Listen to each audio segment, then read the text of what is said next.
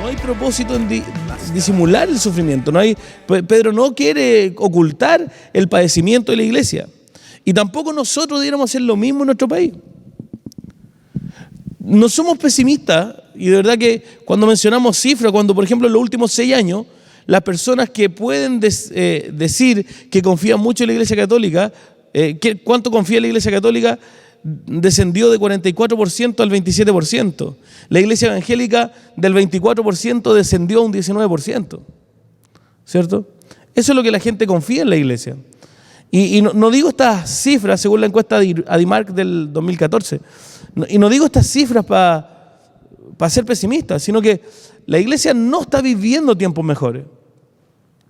Y de hecho, oro como Timoteo, Señor, que no nos quite la paz que tenemos de predicar el Evangelio. Y es un llamado a orar para que Dios mantenga esta paz con el gobierno, con el Estado, de poder seguir predicando el Evangelio. Pero ¿qué pasaría si el día de mañana viene un gobierno que persigue a los cristianos? Y empezar a experimentar realmente como los cristianos de esta carta que Pedro escribe, que eran perseguidos, que eran oprimidos, y vivían el Evangelio, y de todas formas querían seguir llevando el Evangelio. ¿Cierto? Lo pienso y digo, chuta, de repente, si el Facebook a mí me hace no predicar el Evangelio, ¿qué pasará cuando venga un gobierno que persiga el cristianismo conmigo? Y son las cosas que me hacen pensar y reflexionar sobre esto. Pero la iglesia en Chile muchas veces no quiere aceptar esta realidad y trata de ocultarla de dos maneras. Muchas veces la iglesia, nosotros queremos ocultar esta realidad de que no hay tiempos mejores de dos maneras. Primero, tratando de hacer que su iglesia sean el cielo en la tierra. Hoy es muy común, las iglesias quieren ser el cielo en la tierra, quieren ser un lugar placentero para la gente. Y justamente eso es lo que les lleva después en la semana, les cuesta aplicarlo a la vida. Y hacemos esta separación de que lo que es santo y lo que es pagano. Porque la iglesia nos está entregando una atmósfera placentera. Nuestros templos están llenos de lujo, millonarios equipamientos musicales, sofisticadas presentaciones en el escenario, y todo para que la experiencia de la iglesia el domingo sea lo más cercana al cielo posible. El mejor momento. Oh. Y de hecho, es común escuchar a los cristianos decir, hoy no dan ni ganas de irse para la casa. Lo que debería hacer todo al revés. Que ganas de ir al mundo a llevar el Evangelio. Pero nuestras experiencias religiosas del culto el domingo están siendo tan placenteras que están dándonos o creando esa sensación de que estamos viendo clases. De hecho, me sentí en el cielo, me sentí en la gloria de Dios. Por donde no quiero ir al mundo, no quiero experimentar allá afuera la vida. Al salir de la iglesia, los cristianos salen al mundo real. Es un poco lo que nos pasa en Mou. Oh, qué ganas que no termine Mou. Es como, estoy con todo mi hermano, es como estar en el cielo, ¿cierto? Todo el día adorando al Señor, leemos la Biblia, cantamos, ¿cierto? Gloriosa majestad. Es como el cielo esto. Y cuando llega el jueves o el día que termina Mou, nos abrazamos, lloramos, hoy es que esto no termine. No, Mou, ahora empieza Mou, todo. Y después llegamos a la vida común, al día real, y vuelve toda la normalidad. Y dejamos de experimentar el cielo, dejamos de experimentar su gloria. ¿Y qué pasa con estas situaciones? Que muchas veces los cristianos no saben cómo conectar lo que vivieron en el domingo en el culto con lo que tienen que vivir en sus trabajos. Y este es un problema para nosotros en la iglesia. De hecho, si ustedes analizan, estamos en un mundo que cada vez se está volviendo mucho más, tal vez, liberal, secularizado, ¿cierto? Leyes cada día más liberales, ¿o no? ¿Han visto eso en las noticias, no? ¿Cierto? Pero nunca el libertinaje o el secularismo ha sido un problema para la iglesia de Cristo. Nunca lo han sido. De hecho, fíjense, en los primeros años eran mucho más libres. Ustedes sabían que ponían, por ejemplo, un soldado romano de 30, 35 años y le ponían una pareja, un soldado, un joven, un adolescente de 16, 15 años, para que no fuera solo su compañero de guerra, sino que su pareja sexual, para que se amaran y dieran la vida el uno por el otro. Eso es mucho más libre que lo que vivimos hoy. Estaba el culto en algunos templos en Roma donde las sacerdotisas eran prostitutas y una forma de ofrenda era tener sexo en las escalinatas de ese templo donde todo niño, adulto podía ver el sexo explícito ahí en las escalas de los templos. Eso es mucho más libre que lo que hoy vivimos, pero eso nunca fue un problema para la iglesia. El evangelio siguió siendo predicado, siguió siendo predicado. Es más, el imperio completo fue transformado al cristianismo. Por ende, el libertinaje, como el mundo está viviendo, no es un problema para nosotros como iglesia. El problema es cuando ustedes no saben conectar lo que viven el domingo en el culto con su semana. Porque ahí es cuando nosotros nos hemos secularizado. Es cuando nosotros estamos viendo secularmente el domingo para el culto, la experiencia del cielo, pero en nuestras vidas no sabemos cómo aplicar el evangelio. Cuando no sabemos criar a nuestros hijos desde el evangelio, cuando no sabemos ser hijos desde el evangelio, cuando no sabemos ser empleados en un trabajo desde el evangelio, cuando no sabemos ser esposo o esposa desde el evangelio. ¿Y es por qué? Porque no sabemos conectar la experiencia del domingo con el resto de la semana. Y ahí es cuando la iglesia, y ahí es para cuando la iglesia puede ser su talón de Aquiles y puede ser realmente destruida. Cuéntenme, ¿qué pasa con el cristianismo en Esmirna hoy en día? ¿Qué pasa con el cristianismo en Éfeso? ¿Qué pasa con el cristianismo en Tiatira, que son las primeras iglesias cristianas? ¿Qué hay ahí de cristianismo? Justamente esas iglesias están en una ventana que se llama la ventana 1040, que es donde hay menos cristianismo hoy en día. Entonces, ¿qué pasó? ¿Por qué ahí nació el cristianismo y hoy no tenemos nada? Mi anhelo es que en Chile no pase eso. No quiero que el día de mañana el cristianismo no esté en Chile. Y que hoy aquí, 1909, había evento pentecostal, discípulos pentecostales. Pero todo eso, si no aprendemos a experimentar, yo soy pentecostal, por eso lo digo, si no aprendemos a conectar lo que vivimos el culto el domingo, lo que se nos predicó el domingo, el evangelio de la gracia, y no lo sabemos conectar con el resto de la semana, nuestro fin va a ser Esmirna, Tiatira, Éfeso. Porque no sabemos aplicar el evangelio. De hecho, has perdido tu primer amor, le dice la iglesia de Éfeso. ¿Cuál era el primer amor? ¿Cuáles eran las primeras obras de los Éfesos? Que amaban a Dios, pero amaban a sus prójimos. Y dejaron de amar a sus prójimos. Eso es perder el primer amor, no es tener menos ganas. No, el primer amor es dejar de amar al prójimo, dejar de experimentar el evangelio en la vida. ¿Te das cuenta? Porque el domingo, como que no necesitáis amor al prójimo, porque el culto del domingo es a Dios nomás. No necesitáis experimentar el amar al prójimo. El amar al prójimo te queda para el resto de la semana. Y ahí es donde debemos aplicar el evangelio. Estamos dispuestos a sufrir para que otro llegue a Cristo. Estamos dispuestos a renunciar a nuestras vidas. Entonces, y le insisto, no está mal disfrutar los tiempos de paz que hoy vivimos, pero sí está mal cuando todos nuestros lujos logran hacer olvidar al pueblo de Dios que todavía no está en el cielo. Cuando nosotros nos olvidamos que todavía no estamos en el cielo y que debemos llevar el evangelio, ahí es cuando estamos mal. Y que aún hay una misión pendiente. Y por eso insisto, ¿vivimos esperanzados? Estamos con las maletas hechas esperando que Cristo venga, pero solo con las maletas hechas sin preocuparnos de compartir el evangelio. Otra forma también es negando la realidad del sufrimiento del cristiano. El evangelio de la prosperidad hoy en día repite una y otra vez que una señal importante de salud espiritual es que el cristiano sea rico, próspero y vital. Eso es un buen cristiano. Eso nos dice el falso evangelio de la prosperidad. Si el cristiano está sufriendo por alguna razón, la única explicación es que ha pecado y que no ha entendido algo de la palabra del Señor. O sea, si te va mal, es porque algo hiciste. Eso dice el falso evangelio de la prosperidad. Pero Pedro rechaza tal visión y nos enseñará cómo vivir una vida realista antes de que lleguemos a casa. Eso es lo que Pedro nos quiere enseñar. Pedro quiere animar a la iglesia. Con la ayuda de Silvano, a quien considero un hermano fiel, les he escrito brevemente para animarlos, ¿cierto? Ustedes sientan que Pedro le está hablando a ustedes también, ¿ya? Pedro nos está diciendo, les escribo brevemente para animarlos y confirmarles que esta es la verdad, es la verdadera gracia de Dios. Manténganse firmes en ella. Amén, esto es lo que Pedro nos quiere decir. Entonces, como primer punto, Pablo nos quiere decir que su pueblo es un templo vivo. Ustedes son un templo vivo. Entonces, no sé si cuando ustedes yo les digo iglesia, ¿qué se les viene a su mente? Generalmente a los cristianos cuando se dice iglesia, piensan en este edificio, ¿cierto? Pero Pedro no está diciendo eso. Pedro está diciendo que cada uno de ustedes son la iglesia. Ustedes son el templo.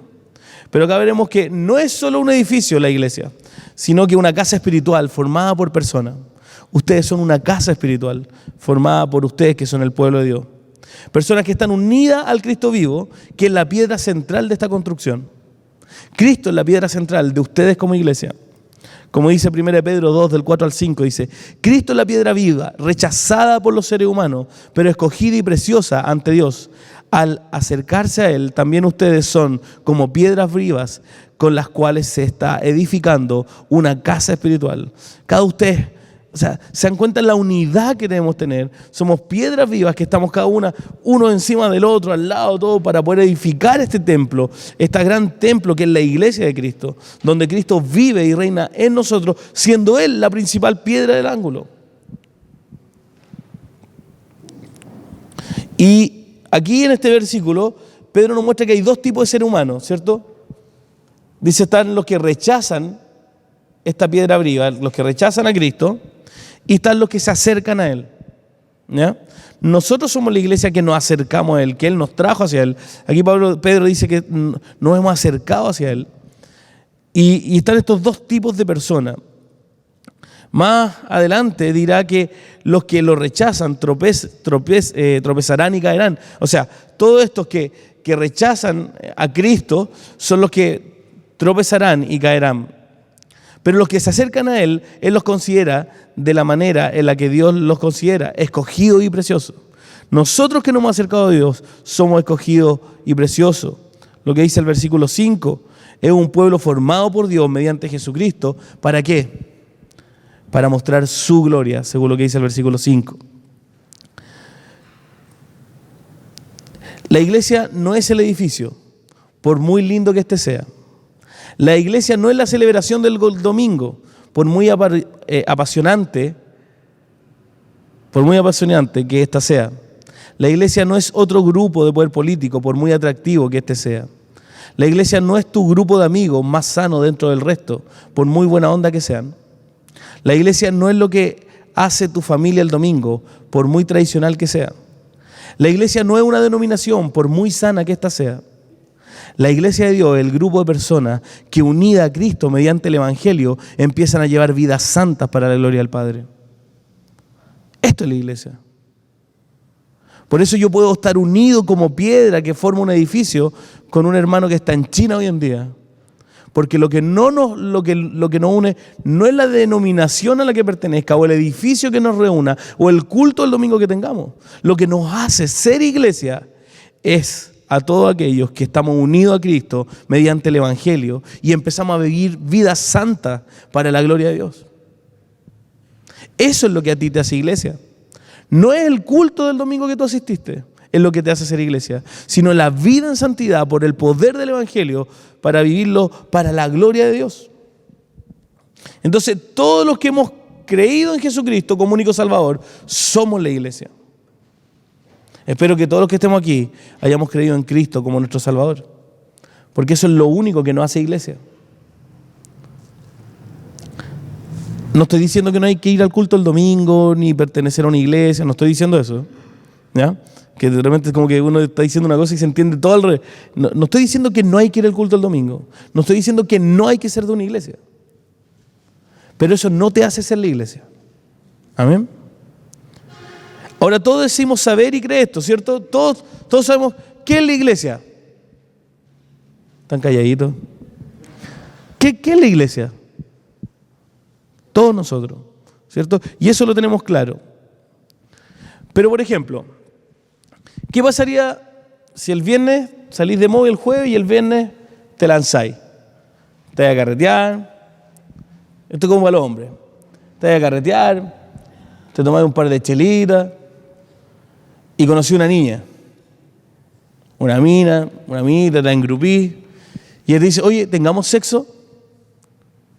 Y tú estás prendido, así, ya, al tiro. Y dice, ¿sabes que me conseguí las llaves del templo donde hicieron Mou? ¿Por qué no vamos para allá y tenemos sexo ahí? ¿Cómo reaccionáis ante eso?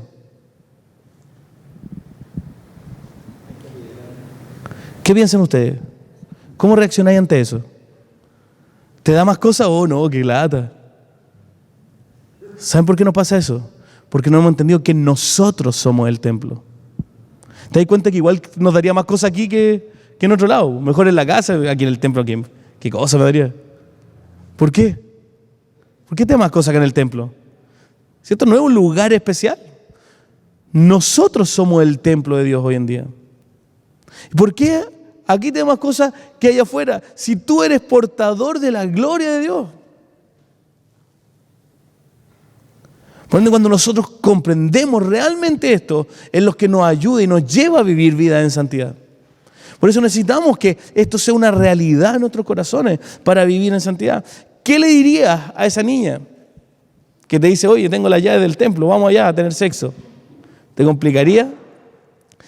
¿Acaso no es porque crees que en el salón de algún modo está la presencia de Dios y es un lugar más santo que otros? Y es por eso.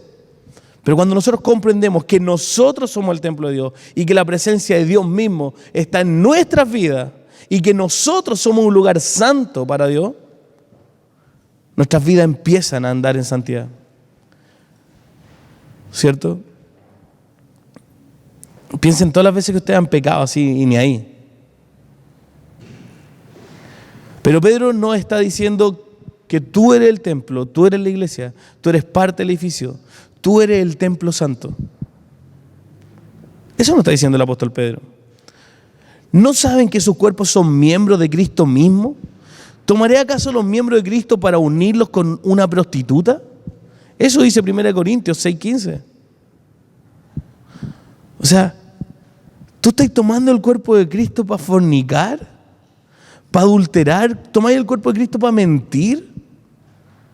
Eso está diciendo Pedro. Y lo que dice Pablo acá en Corintios. Cuando tú pecas, tú estás tomando a Cristo para que lo haga, porque tú eres el templo del Dios vivo. ¿Se dan cuenta que el pecado no es tan simple? De repente, cuando vemos esto, chuta, es más heavy el pecado de lo que creemos. Porque somos templos del Dios vivo. ¿Cierto? Cuando dice, no fume para que cuide el templo de Dios. No estoy diciendo que hay que fumar ya, para que no se vaya a entender que... Pero somos celosos con el pecado cuando realmente comprendemos que somos el templo de Dios. Y eso es lo que Pedro nos está animando a poder experimentar en nuestras vidas.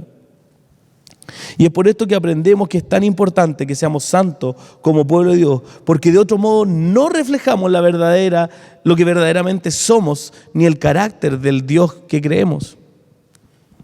Es por eso que debemos vivir en santidad. De hecho, la cultura antigua, su adoración reflejaba al Dios que servían.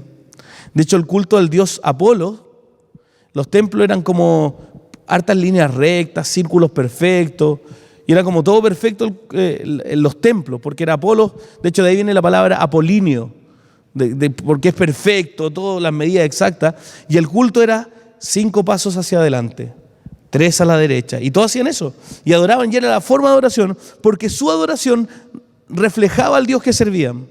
Por otro lado estaban los que adoraban al dios Baco, que tenían sexo, orgías, se embriagaban, porque el dios Baco era el dios al copete.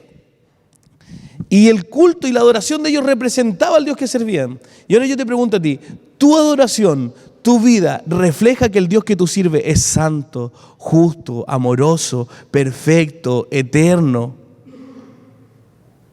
¿Nuestras vidas y nuestra adoración, eso reflejan? Igual yo sé que estoy siendo muy mala onda con ustedes, pero... Y conmigo también, de hecho también estoy sintiendo lo que estoy compartiendo con ustedes. Pero realmente eso es lo que Pedro nos quiere decir. Esto es lo que Pedro nos quiere transmitir a nosotros en la iglesia. Por eso, que es bacán ser así, y Dios a ustedes lo hizo nación santa, pueblo adquirido. Y es como lindo y uno como romántico. Pero Pedro está diciendo esto. Tu vida, tu adoración, tu cristianismo, ¿refleja al Dios que tú estás sirviendo? Otros pueden verte y decir, este loco es cristiano. Yo sé que a alguno de ustedes le ha pasado alguna vez. Oye, ¿por qué soy tan...? Para mí que tú soy cristiano. Ojalá que nos digan que somos cristianos por la vida en amor que llevamos y no por lo legalista que somos. ¿cierto? Porque también nos pueden decir cristianos, no, yo no veo tele, no uso pantalón, yo uso corbata, ¿cierto? Y, este loco es cristiano, ¿cierto? También nos pueden decir cristianos por eso, que no necesariamente el evangelio. Que realmente nos digan que hoy tú eres cristiano porque reflejamos el amor de Cristo y la vida en santidad de Dios. Eso es lo que tiene que provocar en otros decirnos, tú eres cristiano. Su pueblo es santo y amado. 1 Pedro 2:9 dice, pero ustedes son linaje escogido, real sacerdocio, nación santa, pueblo que pertenece a Dios. Lo que aquí está diciendo Pedro está haciendo una comparación con el pueblo del Antiguo Testamento, con todas las características que el Antiguo Testamento daba referente a esto. Pueblo escogido, ustedes lo van a encontrar en Deuteronomio 7, Isaías 43, real sacerdocio, Éxodo 19, nación santa, Éxodo 19 también, pueblo que pertenece a Dios, Éxodo 19 y Isaías 43. Entonces, por lo tanto, nosotros los creyentes somos un pueblo histórico. Esto no es solo para los que vienen después de Cristo, no, este es el pueblo que Dios ha formado para sí. De hecho, la misión de Israel, el llamado de Israel era una misión que se llama centrípeta. La misión de Israel era centrípeta, o sea, hacia adentro de Israel. Dios le dio leyes y las formas de gobierno y todo como nación para que todas las naciones los vieran y dijeran, ellos sí que son bacanes, queremos ser parte de ellos. Claramente Israel no vivió como Dios quería que viviera. Entonces, viene la iglesia y la iglesia ahora tiene una misión centrífuga. ¿Qué significa? Que la misión nosotros ahora la llevamos a los pueblos y a las naciones del mundo compartiendo. Antes era viviendo hacia adentro de Israel y todos venían y eran parte de Israel. Ahora es hacia afuera de la iglesia y como iglesia debemos llevar el evangelio a todas las naciones del mundo. Por ende, este es el pueblo de Dios, somos una sola iglesia. La iglesia de Cristo no parte solo en Cristo. ¿Ya? La iglesia, me refiero a Cristo, la iglesia parte en Cristo, termina en Cristo y llega en Cristo, pero no parte cuando Cristo viene a la tierra. Este es un plan realmente eterno, que el pueblo de Dios de Israel, que no era solo para israelita, porque Rahab pasó a ser parte del pueblo de Israel y no era israelita, Ruth no era israelita y pasó a ser parte, por ende no era solo para los israelitas, sino que era la misión que todos llegaran a ellos para llegar a Dios, pero ellos se lo guardaron y por eso viene Cristo y viene la iglesia, ¿ya? 1 Pedro 2:10, la implicación, como pensamos generalmente, ¿cierto? Pueblo y nación, no necesito a la iglesia para relacionarme con Dios, ¿cierto? Eso es lo que muchas veces uno dice, yo vivo mi cristianismo solo, yo no necesito la iglesia. Y de hecho, inclusive nosotros muchas veces estamos en la iglesia y aún así, liderando la iglesia y aún así vivimos nuestro cristianismo solo. Como que no necesitamos a nuestros hermanos, como que no necesitamos del cuerpo de Cristo. Aplicación, ¿cómo debiéramos vivir? Pensemos qué maneras hemos desarrollado en nuestra comunidad para promover una experiencia individual con Dios por sobre la corporativa. Piensen ustedes, ¿qué cosas estamos haciendo que están promoviendo vivir un cristianismo solitario? De hecho, aquí la pregunta es más que ¿qué ha hecho mi iglesia? ¿Qué estás haciendo tú para disfrutar de la comunidad y la unidad con los hermanos? ¿Cuál es tu pega? ¿En qué estás tú? Yo amo la doctrina, me gusta mucho la teología, de hecho estudio teología, pero una iglesia sana no necesariamente la hace su doctrina, sino que cada cristiano procure la unidad y viva conforme el evangelio. Eso es lo que hace una iglesia sana.